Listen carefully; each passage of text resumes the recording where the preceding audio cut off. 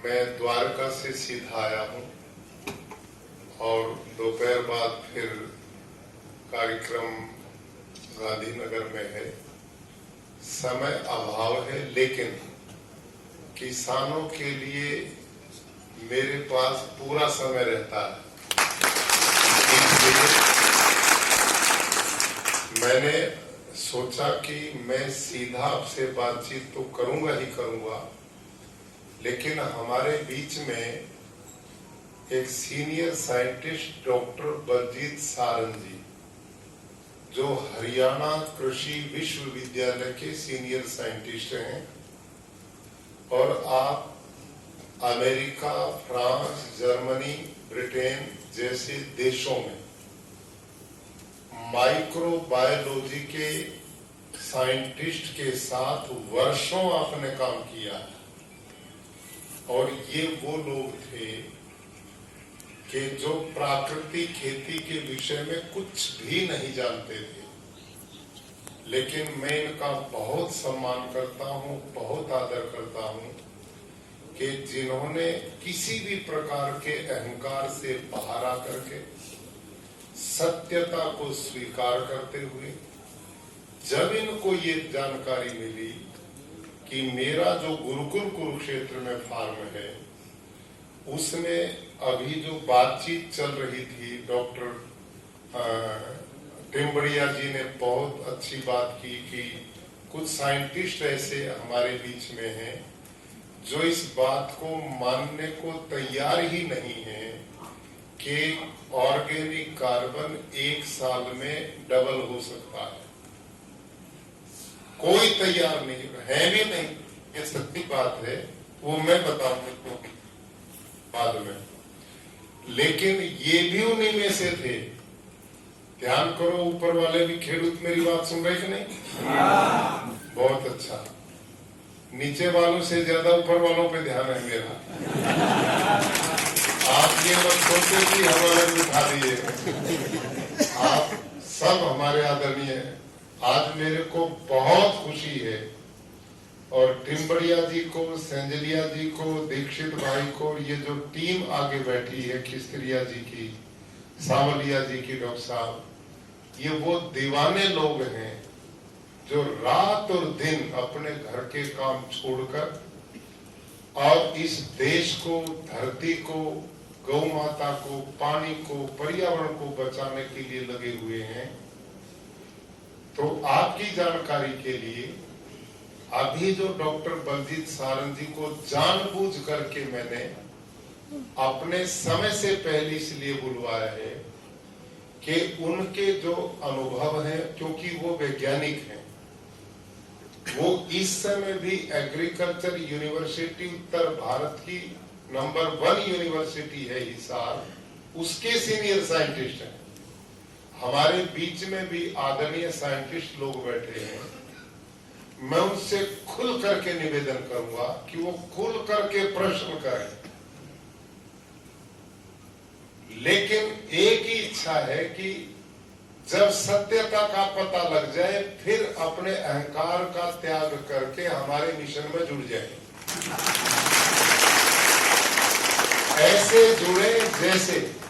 जुड़े जैसे डॉक्टर बलजीत सारंग जुड़े, ऐसे जुड़े जैसे डॉक्टर हरिओम जी जुड़े, डॉक्टर टिम्बड़िया जी जुड़े।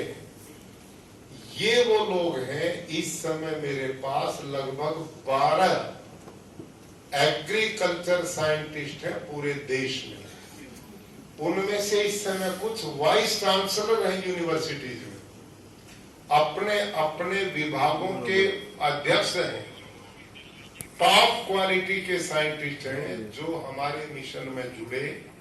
और वो क्यों जुड़े? वो मेरे प्रभाव से नहीं जुड़े कि मैं गवर्नर हूं इसलिए कहता हूं, इसलिए मानेंगे।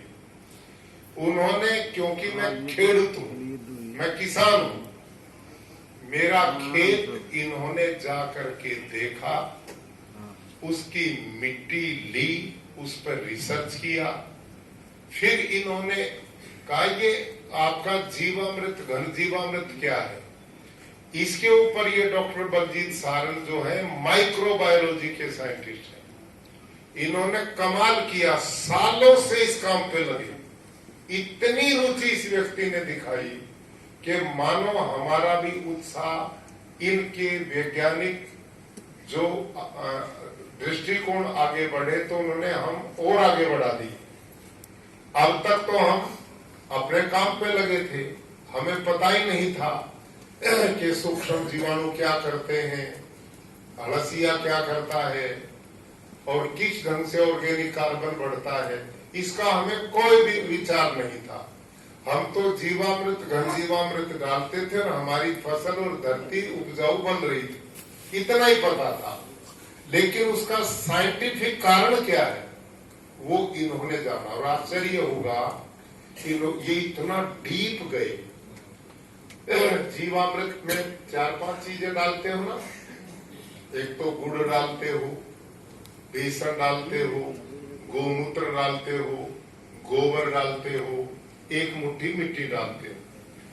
डॉक्टर बलजीत सार ने इस रिसर्च को जब किया तो ये खुद आश्चर्य में पड़े कि ये इतना बड़ा विज्ञान जिसको हम भूले बैठे।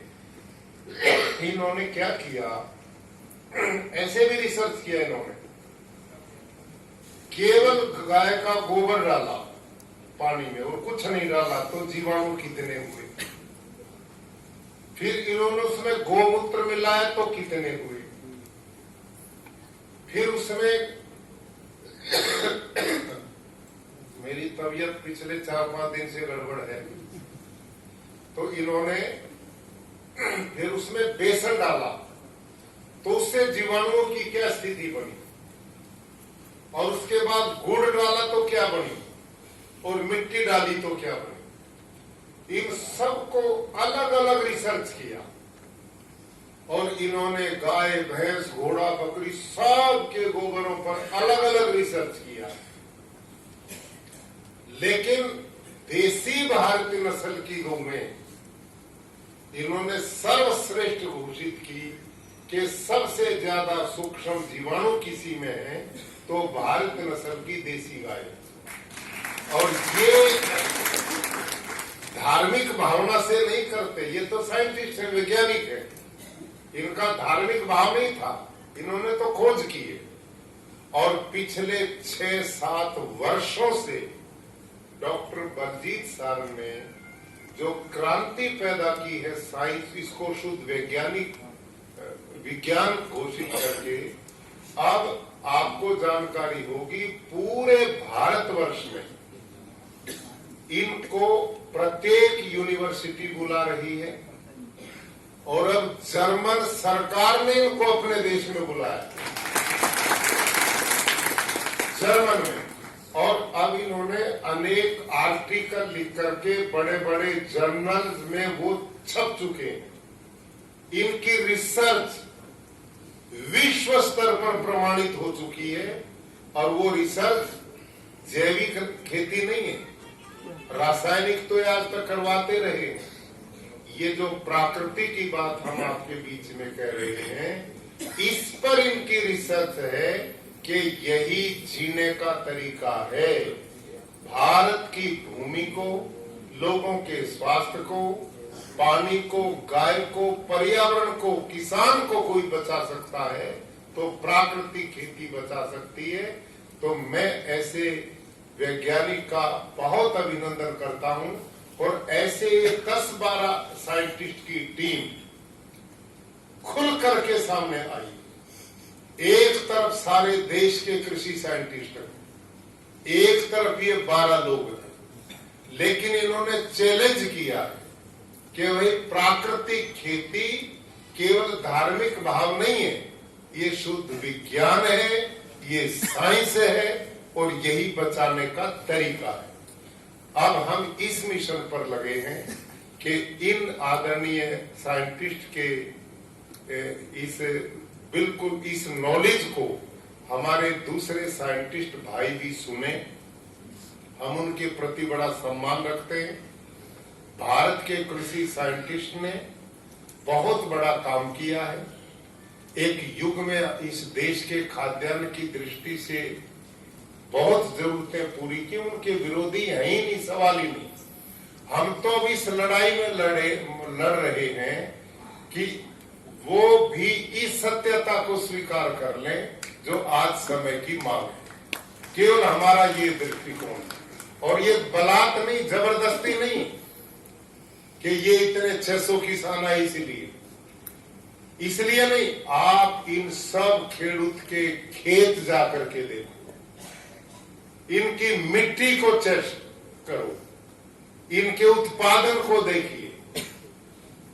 इसलिए मैं कह सकता हूं कि जो प्रैक्टिकल करता वो थ्योरी से ज्यादा प्रामाणिक होता है।